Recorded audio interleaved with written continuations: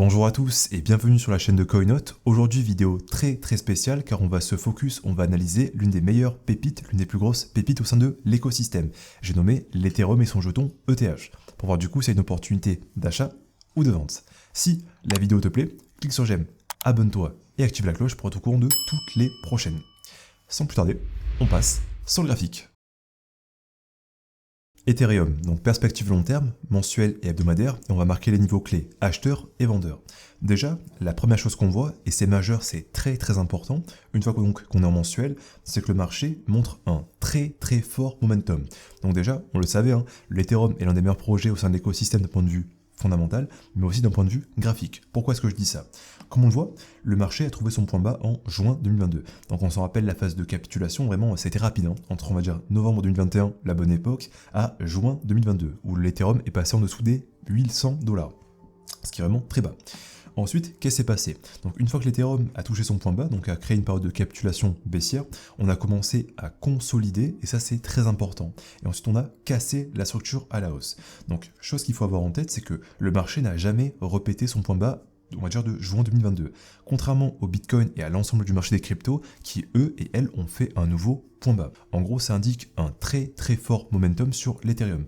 Chose qui n'a pas loupé, vu que l'Ethereum a directement cassé la structure à la hausse, on va dire dès mars 2023, et depuis cette date-là, il est haussier. Donc maintenant, toutes les phases baissières qu'il aura sur l'Ethereum en court, moyen et même long terme sont considérées comme des phases de retracement à racheter, et non pas comme des rebonds à vendre. Ça, c'est capital à avoir en tête. C'est pour ça que c'est toujours important de dézoomer le graphique pour ne pas, entre guillemets, commencer à stresser, à rater les petites variations. Ok, donc le marché a purgé une poche de liquidité majeure. On a assisté à un changement de main entre les vendeurs et les acheteurs. Donc là, ça indique que les gros portefeuilles accumulent. Ensuite, cassure à la hausse et maintenant on reteste la zone d'achat. Donc je le rappelle, la zone d'achat, c'est la bougie rouge à l'origine de la hausse entre les $1 700 et les $1 100.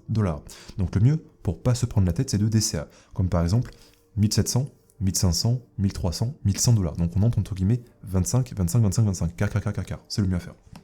Ok, ensuite qu'est-ce qu'on a vu? On a vu que le marché a tenté une extraction baissière, mais qu'elle a été invalidée. Pourquoi? Parce qu'on a clôturé sous forme de mèche. Donc on le voit, le beau rejet entre guillemets sous forme de mèche, beau rejet haussier de 10%. En mensuel, c'est quand même beaucoup. Surtout avec les conditions de marché actuelles, franchement, c'est honorable. Donc la psychologie derrière tout ça, c'est que les vendeurs ont tenté une cassure qui a été complètement invalidée et rejetée. Donc en gros, ils se sont fait complètement stopper. Ça, c'est ce qu'on veut voir. Parce que des fois, les vendeurs sont un petit peu trop confiants. On va pas se mentir, sur les réseaux, on voit que. Ok, donc pour conclure, en mensuel du moins, on a vu une cassure à la hausse et un retest de la zone d'achat. Maintenant, qu'est-ce qu'on va viser?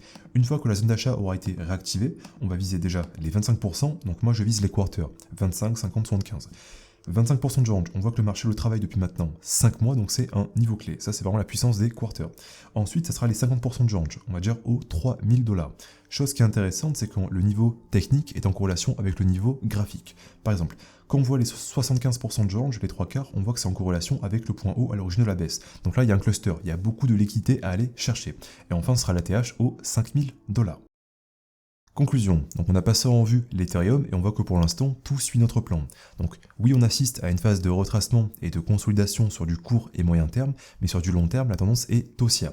Donc entre termes, les retracements sont faits pour être rachetés.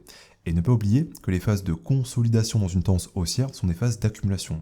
Et une phase d'accumulation précède une impulsion haussière. Voilà. Si la vidéo t'a plu, clique sur j'aime, abonne-toi et active la cloche pour être au courant de toutes les prochaines vidéos. On se parle dans l'espace commentaire. Orient.